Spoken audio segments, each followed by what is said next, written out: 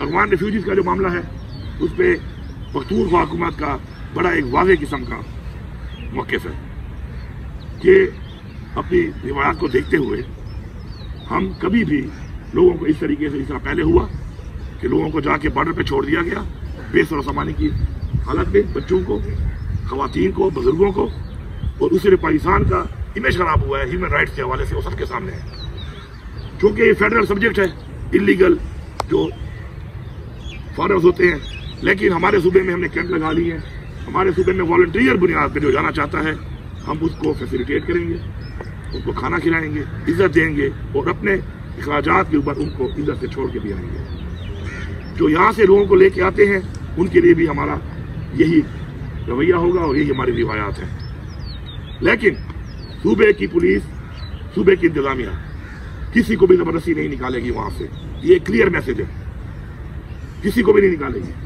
क्योंकि इन हालात में किसी को इस तरह निकालना कि वहां पर उनके लिए बंदोबस्त ना हो, वहां पर हुकूमत उनको ऑन ना करे, वहां पर उनकी रिहाइश के लिए, उनके खाने पीने के लिए, उनकी जिंदगी गुजारने के लिए कोई अरेंजमेंट्स ना हो, तो इस तरीके से लोगों को बाहर भेजना, बल्कि इस तरीके से निकालना जो है वो ना हमारी पॉलिसी है, न ही हमारी रिवायात है और न ही हम ऐसा करने देंगे। मुल्क में दहशतगर्दी के हालात हैं और बिलखसूस बलूचिस्तान और पख्तूनख्वा में जो हालात हैं उसके ऊपर जो हमारे लीडर इमरान खान की हमेशा पॉलिसी रही है और हमारी वही पॉलिसी है कि इनका हल जो है वो सिर्फ मुज़ाकरात के जरिए हो सकता है और उसका अमली सबूत है हमारे पास। एक चीज़ होती है कि आप सिर्फ बात करते हैं, एक चीज़ होती है जो अमला आपने की होती है और उसके रिजल्ट आए होते हैं। इमरान खान की जब हुकूमत थी तो आपने देखा कि मुल्क में दहशतगर्दी खत्म हो चुकी थी, लेकिन उसके फिर बाद जब हुकूमत हटाई गई, जिस तरीके से हटाई गई उस पर ही बड़े सवाल हैं। और जिन्होंने हटाई उस वक्त कहा कि हमने हटाई है, बाद में उन्होंने कहा कि जी बाजवा साहब ने हटवाई है, तो इससे बड़े क्वेश्चन उठते हैं और हमारे उसमें तफुज़ात थे, हैं और रहेंगे और उसके लिए अपनी एक जंग हम लड़ रहे हैं। तो उस वक्त के हालात के बाद जब जैसे ही ये इन्होंने हमारी हुकूमत गिराई तो एक काम शुरू हो गया कि एक पार्टी तरीके इंसाफ को ख़त्म करने के लिए तमाम इदारों ने अपना मुकम्मल जितना भी जोर था वो उस पर लगाना शुरू कर दिया और हमारी पार्टी के लोगों को तोड़ना, हमारी पार्टी के कैंडिडेट को तोड़ना, प्रेस कॉन्फ्रेंसेस, छापे, जैली पर्चे, हर तरह की चीज़ें वो आप सबके सामने है, कौम के सामने है। और जब अपना फोकस यहाँ पे कर दिया तो जो असल काम था उनका उसे फोकस हटा दिया और उसका रिजल्ट ये निकला कि दोबारा वो चीज़ें जन्म लेने लगी और दोबारा दहशतगर्दों ने अपनी जड़ें उन एरियाज में इस्टेब्लिश कर दी।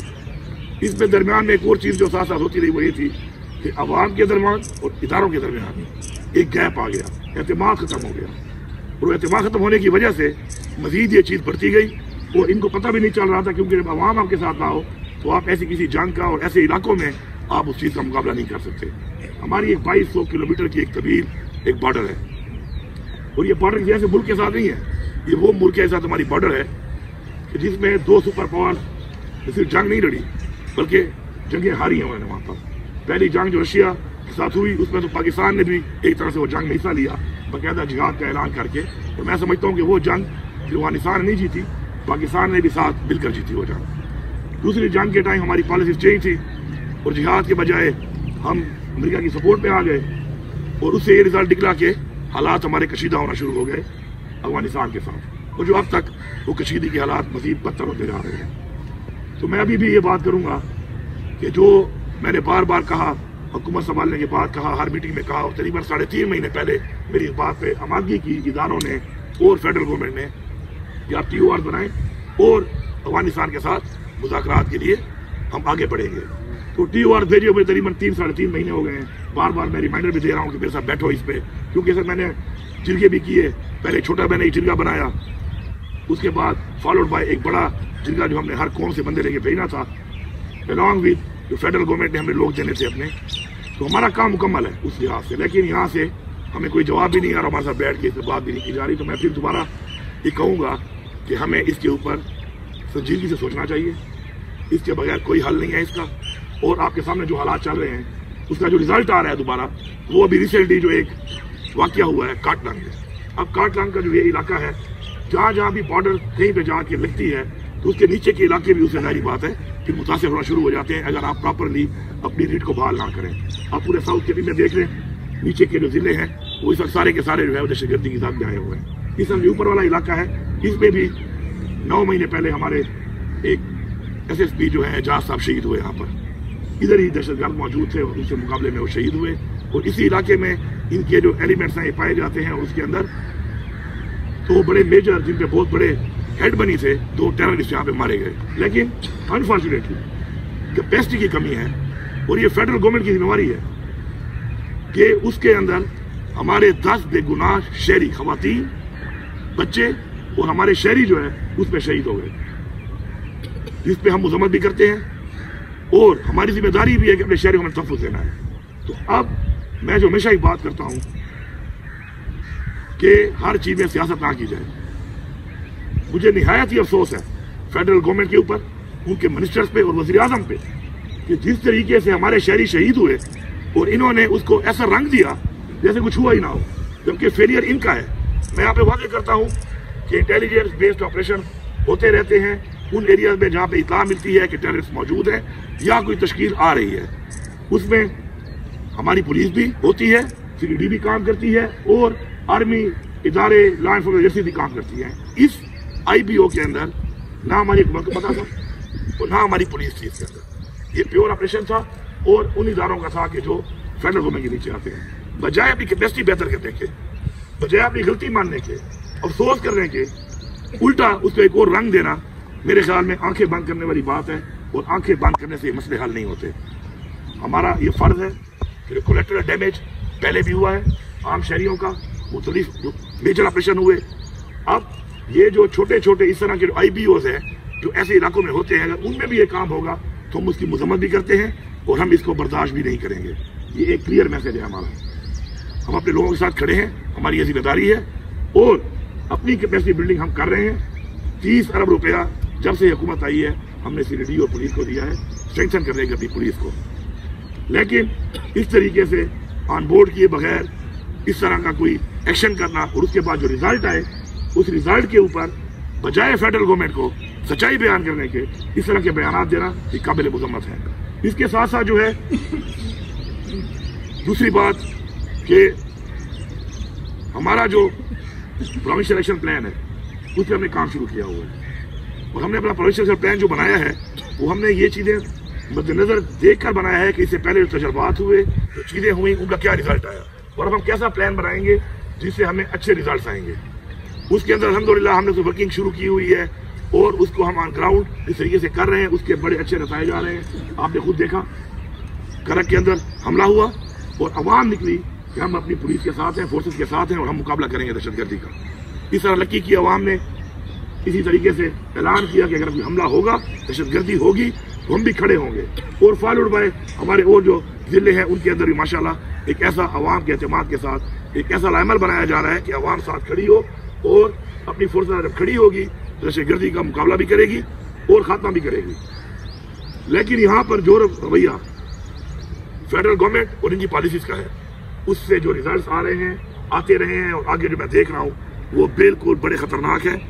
इसलिए मैं दोबारा रिक्वेस्ट कर रहा हूँ, अपील कर रहा हूँ कि जिस बातचीत के ऊपर आपने आमादगी की है उसके ऊपर आगे बढ़े और आगे बढ़ के, क्योंकि जब तक अफगानिस्तान के अंदर अमन नहीं होगा, इस बॉर्डर के ऊपर हालात ठीक नहीं होंगे, उस वक्त तक इस पूरे रीजन में अमन कायम नहीं हो सकता। सिर्फ बातों से, दावों से कुछ भी नहीं होना और उसके रिजल्ट हमारे सामने है जो हम देख रहे हैं। बलूचिस्तान के हालात आपके सामने हैं। अब हम ये नहीं देख रहे कि हमारे वो लोगों ने हथियार क्यों उठाया, उसकी वजूहात होंगी, हमारी गलत पॉलिसीज होंगी। अब उन्होंने हथियार उठा ही लिया है तो उनसे निपटने के लिए जिस तरीके से निपटा जा रहा है तो मेरे ख्याल में ये गलत है। अपने लोगों को ओन करें, वो कहते हैं विन द हार्ट। इस जंग को जीतने के लिए आपको लोगों के दिल पहले जीतने पड़ेंगे, एतमाद का रिश्ता बहाल करना पड़ेगा, लोगों को साथ गिराना पड़ेगा। मैं समझता हूं कि इंशाल्लाह जिस तरीके से हम काम कर रहे हैं इसके ऊपर अपने सूबे की हद तक, तो हम इंशाल्लाह अपनी जिस तरह पुलिस को एम्पावर कर रहे हैं, स्ट्रेंथन कर रहे हैं, अपने ऑपरेशन प्लान जो हमने बनाया है उसको हमने इम्प्लीमेंट करना शुरू किया हुआ है, तो हम उसके रिजल्ट तो ले लेंगे। लेकिन जब तक फेडरल लेवल के ऊपर ओवरऑल इस रीजन में हमारी बॉर्डर के ऊपर, अफगानिस्तान के ऊपर प्रॉपर कोई बातचीत नहीं होगी तो हमें वो रिजल्ट नहीं आ सकते जो रिजल्ट हम इस हवाले से चाहते हैं। इसके साथ साथ आखिर में सूबे के NFC के हवाले से और कुछ और चीज़ों के हवाले से बात करता हूँ जो कि बेसिकली जड़ है कि ये जो हालात बन रहे हैं और हमने जो मर्ज किया एक ऐसे इलाके को जहाँ पे हमने ऑपरेशन किए अपने लोगों पर और उससे कोई रिजल्ट भी नहीं आए, तो उसके बाद हम उनको जो वादे किए थे वो वादे हमने पूरे नहीं किए, जिससे और भी गैर एतमादी हुई है।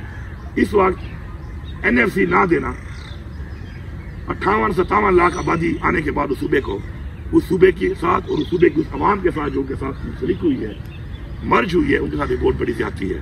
मैंने अप्रैल की डेडलाइन दी थी, मेरे साथ इन्होंने एग्री किया था कि अप्रैल में एनएफसी बुलाई जाएगी, रिवाइज किया जाएगा और ये एजेंडा आएगा। तो एजेंडा हमारा एक कानूनी है और आईनी हक है, इस पर हमें भी कंटेस्ट करने की जरूरत ही नहीं है, क्योंकि हमें आईनी तौर पर ये पैसा मिल रहा है आबादी के लिहाज से, रकबे के लिहाज से जो आइन में लिखा हुआ है। तो अभी सदर साहब को जो है वो कोरोना हुआ है, मुझे पता चला अप्रैल स्टार्ट होते ही। मेरी दुआ है कि वो जल्दी से एहतियात हो जाए, क्योंकि अप्रैल में एनएफसी होनी है और उनका होना जरूरी है। नहीं तो फिर कायम मकाम सदर जो भी होंगे उनसे हम ये काम कराएंगे। मैं बड़ा वाज़ेह बता रहा हूँ, अप्रैल मीन्स अप्रैल। ये मेरा आईनी हक है, इस आईनी हक के लिए फिर मैं निकलूंगा, पूरे सूबे की आवाम को भी लेकर निकलूंगा, पूरे सूबे की पुलिस को, इंतजामिया को, सरकारी मुलाजमीन को, सबको लेकर निकलूंगा। और ये हक मैं मांगता हूँ, और अगर मुझे हक नहीं मिलेगा तो फिर मैं दिखाऊंगा कि मेरा सूबा, मेरी आवाम इतनी कमजोर और इतनी लावारिस नहीं है कि अपना हक ना ले सके। मुझे इस वक्त AIP का वो पैसा जो कि फेडरल गवर्नमेंट देती है मर्ज डिस्ट्रिक्ट में, इन हालात के बावजूद भी पिछले 11 महीनों से पेमेंट नहीं हो रही। मैं चला रहा हूँ फिर भी निजाम को अल्हम्दुलिल्लाह, लेकिन ये ना देना इस बात का सबूत है कि इतनी सीरियसनेस है। इस हवाले से जो नेट टाइटल का हमारा वो 2020 अरब है, वो तो अलग है एशियन काजी वाला, उसकी तो बात चलेगी। उसके अलावा जो रेगुलर हमें आता है उसमें भी 75 अरब रुपया हमें नहीं दिया गया।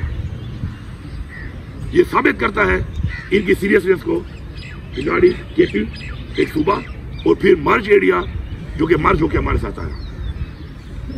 मैं इनसे गुजारिश करता हूं कि ठीक है, माशाल्लाह रेवेन्यू मेरे पास बहुत है, मैं एक निजाम को चला रहा हूं, लेकिन इन पैसों के मिलने से इन लोगों की जो डेवलपमेंट होगी, यहाँ पर जो एम्प्लॉयमेंट होगी, यहाँ पर जो मसाइल हल होंगे, उससे ये हालात कंट्रोल होंगे। तो मेहरबानी करके हम पाकिस्तान का हिस्सा हैं, हमारा ये आईनी हक है और हमारा ये कानूनी हक है, हमें ये दिया जाए। इस वक्त भी पूरा में मसला बना, सारा फाइनेंस सूबाई हुकूमत कर रही है उसको। आपका बकाखेल में कैंप है, इनकी जिम्मेदारी है, इन्होंने पेमेंट्स रोकी हुई हैं, उनको पेमेंट सूबाई हुकूमत कर रही है, एहसान नहीं कर रही। हमारा ये फर्ज है, हम करेंगे, लेकिन जिसकी जिम्मेदारी है, जिसकी कमिटमेंट है, उसका ना करना, उनकी मिसकमिटमेंट, उनकी जिम्मेदारी और गैर संजीदगी, ये तीनों चीजें जो है इससे वाज़ेह होती हैं।